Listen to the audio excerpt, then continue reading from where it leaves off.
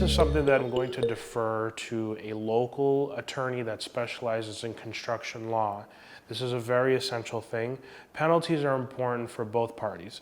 When it comes to contractors, it's really important that when a customer makes a commitment, especially on large-scale construction projects, that they follow through on that.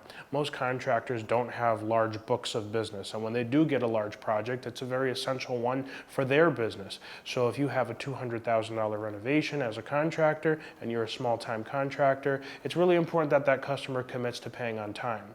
If they don't pay on time, this can ruin or affect greatly the payment schedules to subcontractors and vendors, and it can create a number of issues on the contractor side. So penalties should be put in place in terms of customers not making payments in a timely fashion to satisfy the agreement.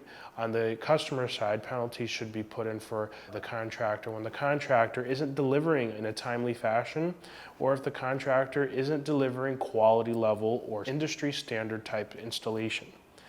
This is again something you want to raise as a concern or bring this attention to your attorney so that they can address it in the agreement if necessary.